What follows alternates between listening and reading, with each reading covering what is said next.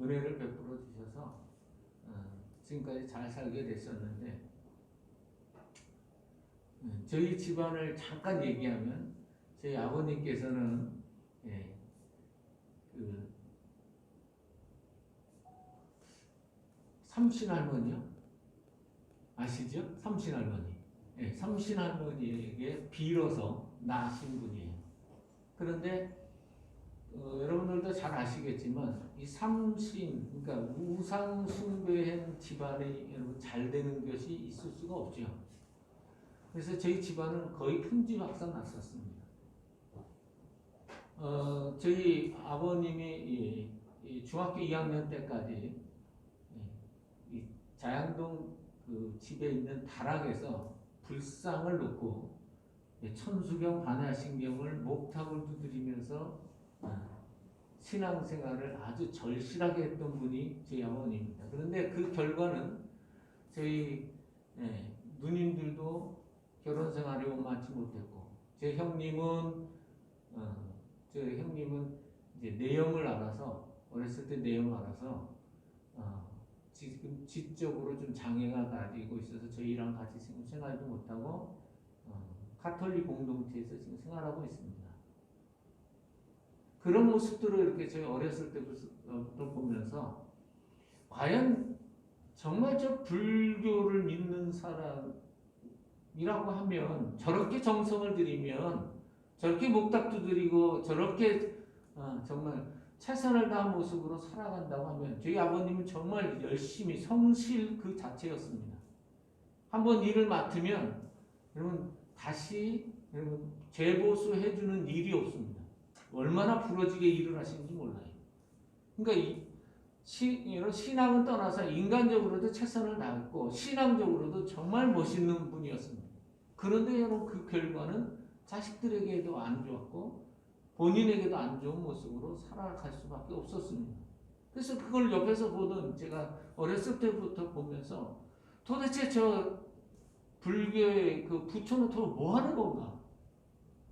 그래서 제가 어렸을 때도 궁금해하면서 부담감을 가지면서 그렇다면 이거를 어떻게 하면 이걸 처리할 수 있을까 하다가 어렸을 때부터 다녔던 교회에 예수 그리스도면 이게 해결되지 않을까라고 하는 그런 마음을 가지게 됐습니다.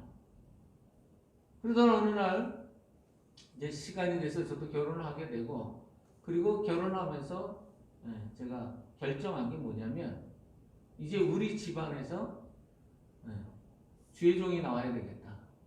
그래서 제 아들을 낳을 때 애들 다 하나님 웬만하면 다 주의종으로 드릴 테니까 저희 집안의 모든 이제 저주는 끊어지게 해주시고 저 좀 잘 살게 해주세요라는 마음이 간절했습니다. 왜냐면 어렸을 때부터 너무 고생을 저 정말 고등학교 때까지 도시락을 싸가본 기억이 요 손가락에도 안 들어요. 그만큼 배를 많이 굶고 살았습니다. 열심히 아버님이 일을 했지만 집에서 남는 것이 없을 정도로 비난하게 살았습니다. 그 배고픔의 시절이 너무 싫어서 정말 이걸 좀 벗어났으면 좋겠다. 이 저주 같은 인생 좀 벗어났으면 좋겠다라는 그런 마음을 가지고 예수를 믿게 된 겁니다. 그래서 아들을 낳으면 이제 그런 걸 다 끊을 수 있는 방법은 딱 한 가지. 주의종이 나오면 된다라고 하는 마음을 가지고 아들서부터 이제 큰 아들 제가 드리겠습니다 그랬더니 주변에 기도해 주시던 분이 많았습니다. 제가 열심히 신앙생활을 했기 때문에 주변에서 기도해 주신 분들이 많았는데 기도해 주시는 분들이 하나같이 뭐라고 얘기를 하냐면 네 아들은 내비로 두고 누구부터 가라? 너부터 가라. 안 됩니다. 제가 왜 못 간다 그랬냐면 제가 고3 때부터 주변에 있는 분들이 소명이 있는 것 같다, 사명이 있는 것 같다 그러면서 말씀하시는데 못한다 그랬습니다. 왜 못한다 그랬을까요? 왜 못한다 그랬을까요? 목사님. 모르겠네요. 새벽기도. 그 새벽기도에 지금도 사실 힘듭니다. 그래서 새벽기도에 제가 잠이 많아서 도저히 못한다고 그래서 거절을 했는데 하나님께서 코너로 모시는 바람에 천부의 의지 없어서 손 들고 옵니다 하고 가게 됐습니다. 그런데 여러분 놀라운 건 이제 가게 된 왜 가게 됐느냐? 다른 거 아니었어요. 여러분 제가 이제 신학교가 가게 된 시기가 몇 년도냐면 1999년, 1998년 요때 제가 아주 경제적으로 완전히 코너에 몰려서 애가 병원에 갈 돈도 없이 집에 1,000원짜리 한 장도 없을 정도로 굉장히 어려운 경제적 상황에 부딪히게 됐습니다. 전 나름대로 아버지의 유전을 받아서 최선을 다하면서 산다고 사는데 길이 열리지도 않고 보이지도 않고 하면 할수록 모든 게 다 망하는 거예요.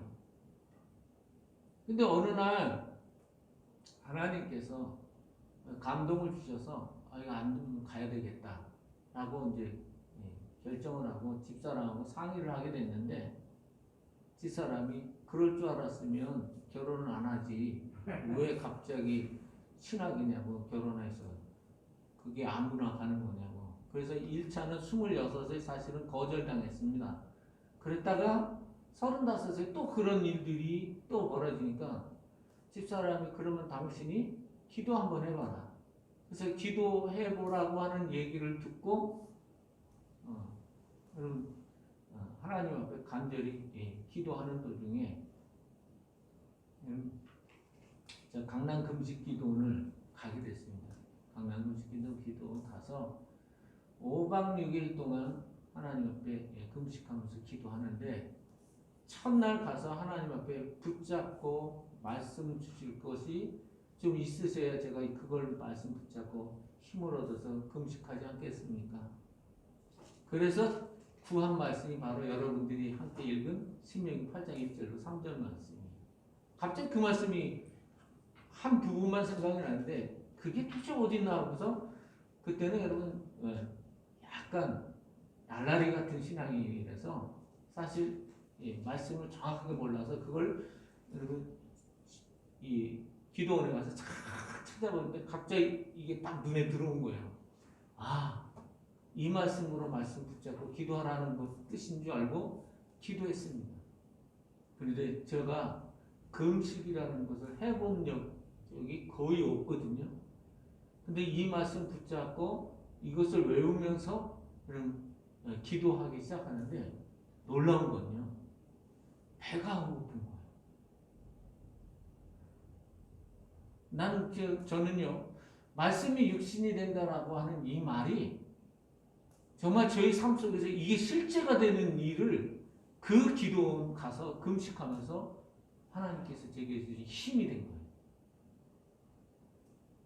그래서 제가 이 하나님 말씀 붙잡고 기도하는 도중에 이제 제가 예수 전도단의 찬양 사역자 그 컨퍼런스에 6개월 과정을 제가 밟고 있었는데 바로 그날이 이제 끝나는 이제 이 토요일이 제가 거기에 가야 하는 날인 거예요.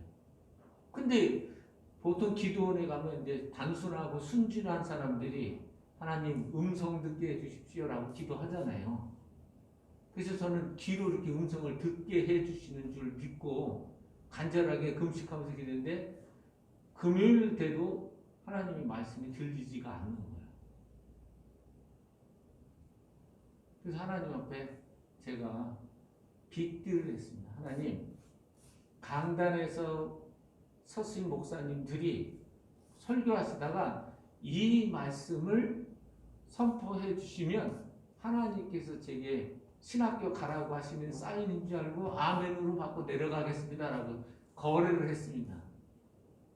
그런데 여러분 놀랍게 금요일 아침부터 이제 거기서 이제 아침서부터 말씀을 증거하시는데 한 분 첫 번째 첫 시간에 목사님이 나오셔서 이 말씀을 설교 중에 이걸 막 강하게 막 선포를 하시는 거예요. 그래서 순간 놀랬죠. 그러다가 금세 무슨 생각을 가지게 됐냐면 우연이지. 그러고서 여러분 그냥 주저앉았습니다. 근데 두 번째 시간에 왔는데 또 그 얘기를 또 하시는 거예요. 그래서 제가 눈이 둥그레졌다가 다시 우연이겠지. 또 세 번째 시간에 또 목사님이 나오셔서 이 말씀을 강하게 또 말씀하시는 거예요. 삼세판이니까 이건 진짜다. 그러고서 아멘하고 어떻게 했느냐? 어떻게 할 것 같습니까? 아니요. 또 주저앉았습니다. 연달아 세 번째인데도 이쪽 마음에는 아멘 할렐루야 했는데 이쪽 마음에서는 에이 또 우연이겠지. 네 번째 시간에도 또 그러시는 거예요. 그때부터 고민이 들어오기 시작했습니다. 그래서 그걸 가지고 이제 이 방랑금식 기도원 여자 숙소에 이렇게 돌아가면 묘지가 하나 있는데 그 묘지 조금 들어가면 개인적으로 혼자서 기도하는 그런 의자가 마련되어 있습니다. 거기 가서 혼자 하나님 앞에 기도했습니다. 하나님, 지금 네 번째까지 목사님들이 이 말씀을 이렇게 주신 건데 저는 제 생각으로 하나님이 저기 응답하신 줄 알고 얘기했는데 솔직히 제가 내려가기가 좀 아깝습니다. 이거 맞습니까? 그러는데요. 진짜 기로 이렇게 말씀하셨어요. 믿음이 없이는 기쁘시기 못하나니. 요 부분 딱 귀로 정확하게 들리는데 순간 그 하나님의 음성이 제 안에서 뭘로 바뀌었냐면 너 이놈아 참 믿음 없다. 주의 종들이 그렇게 얘기해 준 걸 너는 왜 그걸 아멘 속으로는 겉으로는 아멘을 하고 왜 안 믿었냐 이런 뜻으로 들려지면서 제가 통에 자백하고 벌써 펑펑거리고 혼자 울면서 하나님 아멘입니다.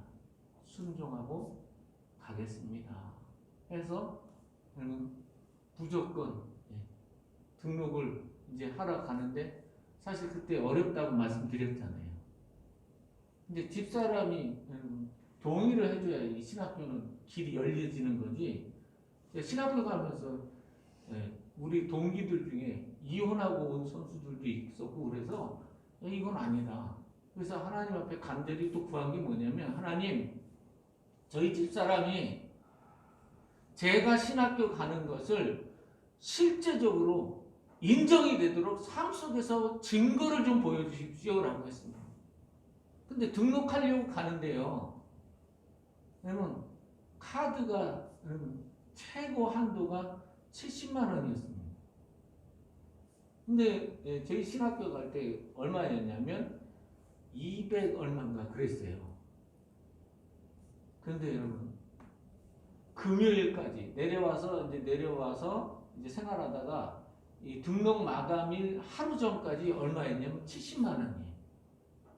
근데 주변 분들이 다시 가서 해봐라 라고 하는 그런 권면을 해주셔서 토요일까지 등록 마감인데 등록 마감 그날 등록 마감 토요일날 그런 카드를 딱 집어넣는데 얼마 됐냐면 300만 원이 되는 거예요. 그 저희 집사람에 동공 지진이 일어났습니다. 이게 도저히 불가능한 일이에요. 왜냐하면 신용도가 안 되기 때문에 70만 원인데 갑자기 그 며칠 기간에 300만 원이 올리니까 집사람이 깜짝 놀라서 그때부터 동의를 해주기 시작합니다.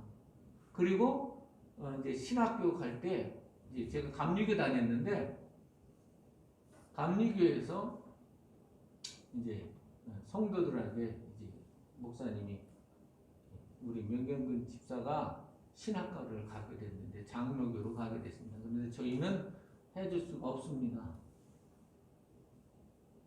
그런데 여러분 성도들이 그 다음 주에 여러분 인사하고 그 다음 주에 이제 인사하고 이렇게 오는데 성도들이요 헌금을 주기 시작하는 거예요. 그 금액이 카드 긁고 카드 긁은 그 금액의 11조를 딱 떼니까 딱 떨어집니다. 그러니까 집사람이 눈으로 확인을 또 하게 된 거죠.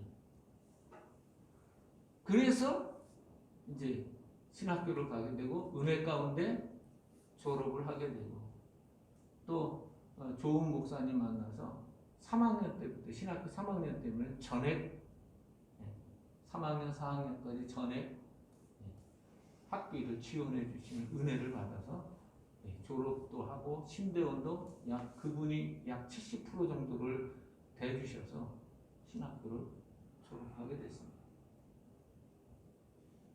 저는 이걸 보면서 하나님의 말씀을 붙잡으면 말씀이 육신이 되고 말씀이 삶이 되고 말씀이 능력이 되고 말씀이 권세가 된다라고 하는 사실을 매 순간순간마다 제 삶의 모든 영역 가운데서 받게 되니까 이 말씀만 붙잡으면 내가 살아가겠구나. 그런 강한 역사를 이루게 됐고 여러분 아시겠지만 제가 디마 제1교회에 왔을 때는 정말 불쌍한 교회였습니다. 베니아판 70년대 베니아판 이제 일자로 얇은 거 이렇게 되어서 얇은 그걸로 되어 있고 바닥에서는 물이 저희 교회가 지대가 인도보다 더 낮아서 물이 계속 이렇게 스며들어서 딱 교회 문을 열면 곰팡이 냄새가 필필 나고 정말 은혜 안 되는 그런 교회 환경이었어요.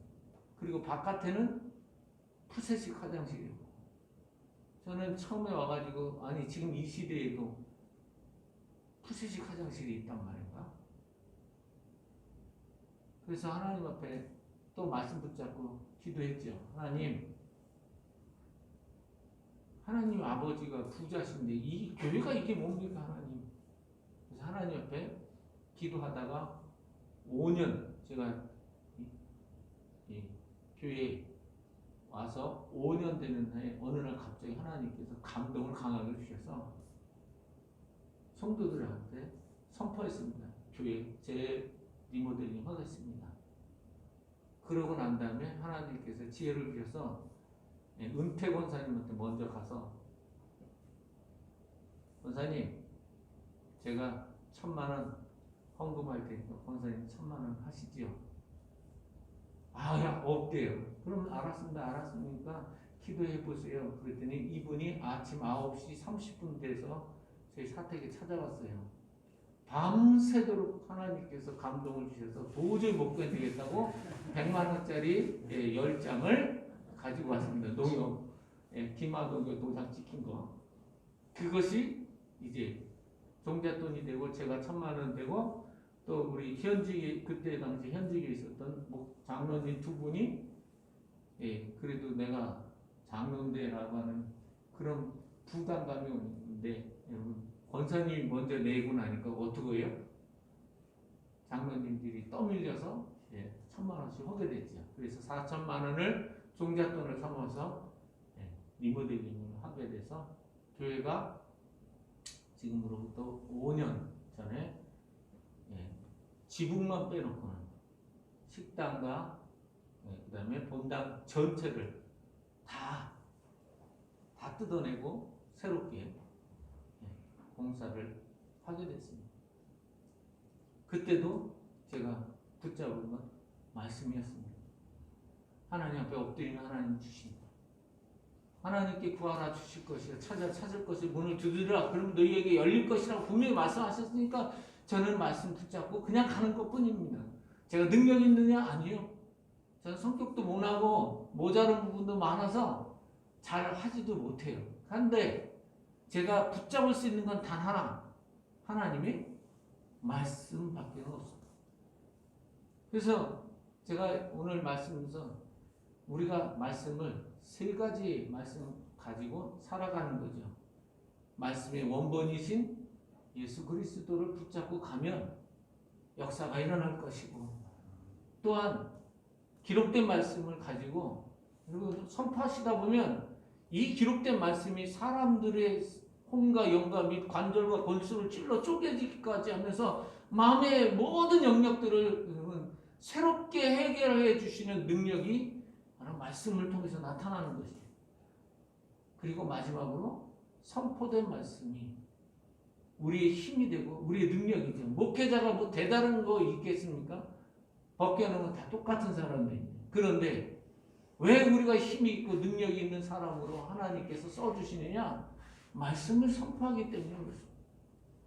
오늘 여러분과 제가 이 말씀 붙잡고 선포하고 이 말씀대로 그대로 진행하면 하나님은 1.1획도 틀림이 없으신 분이시기 때문에 자기 말씀에 당신의 말씀에 언약을 지키시는 분이시기 때문에 이 말씀은 어제나 오늘이나 영원토록 동일하시지요.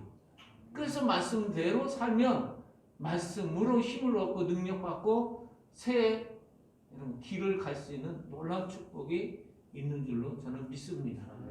이제 제가 좀 뭔가 다르시죠? 어떠세요? 미남이에요. 네, 미남인데 지금 여기가 이렇게 커졌습니다. 왜 그러냐면 5박 6일 동안 엊그저께 천안 아산 가서 목회자 세미나를 하고 왔습니다. 받고 왔습니다. 근데 이 비대면인 기간인데도 불구하고 그 교회에서 교회를 폐쇄하는 것을 각오하고 31명의 목회자들 또 사모님들을 모시고 세미나를 하게 됐습니다. 앉아있으려니까 죽었습니다. 그랬더니 몸에서 막 부작용이라서 이 단순 포진이 일어났는데 왜 갔느냐면 제가 이제 저희 교회 온 지 횟수로는 13년 그리고 지금 만으로는 12년 다 돼가고 있습니다. 그런데 12년 이제 횟수로 13년 동안 정말 열심히 달려왔는데 발전이 외적인 발전이 있는데 그리고 성도들이 어느 기본 정도의 선까지는 올라왔습니다. 그런데 여기 선에서 도약을 해야 되는데 도약이 안 되는 거예요. 그래서 고민하는 게 뭐였냐면 그래 다시 이 도약의 이 시점에서 이 목회 이 막을 써야 되겠다라고 하는 고민을 하고 있는 가운데 코로나가 터졌지 않습니까? 코로나가 터지면서 제가 고민한 게 그러면 앞으로 목회자가 없는 유고가 생기고 핍박이 생기고 어려움이 생겼을 때에 그럼 교회는 어떻게 되느니 건물의 교회는 아니다라고 하는 건 우리 다 알고 있지 않습니까? 그러면 이 상황에서 이 교회가 든든하게 서갈 수 있는 방법은 사람들 한 사람 한 사람을 그리고 중직자들을 목자로 세워서 제가 유고 시에는 얼마든지 이 일을 감당해낼 수 있는 사람들로 만들어 가야 되겠다. 그래서 그 세미나를 하고 왔습니다. 제 비전이 그겁니다. 이제 신약적 교회를 이루게 되는 가정교회. 그래서 성도들을 한 사람 한 사람 사역을 본인들이 스스로 찾고 감당하고 그것을 이제 지원해 주는 사람들이 이제 중직자들이 되고 목자들이 되고 그리고 저는 그 목자들을 잘 이렇게 케어해서 그들이 목양을 감당할 수 있는 사람들로 만들어가는 그런 시스템으로 바꿔가야 되겠다라고 하는 그런 비전이 있습니다. 그래서 이제 북한을 위해서 우리 최영기 목사님 하시잖아요. 북한을 위해서 다음 세대를 세워가고 그리고 다음 목회자가 오면 준비 다 됐거든요. 근데 이제 이 사람들 영적 토양만 기경을 해놓고 제가 든든하게 하고 나면 그 다음 목회자가 오면 얼마든지 마음껏 하나님의 일을 감당할 수 있는 그런 준비를 해야 되겠다라고 하는 것이 제 비전입니다. 대단한 비전은 없습니다. 다음 목회자가 오면 정말 하늘의 미랄이 땅에 떨어져 죽으면 100배, 60배, 30배 결실을 맺는 것처럼 제가 하늘의 미랄이 돼서 재단에 토양을 잘 갖춰놓으면 다음 목회자는 정말 멋진 사역을 감당하게 될 줄로 믿고 여러분들도 생각나시거든요. 그렇게 되는 교회가 되도록 함께 기도해 주시기를 부탁드립니다. 기도하겠습니다. 하나님 아버지 감사합니다.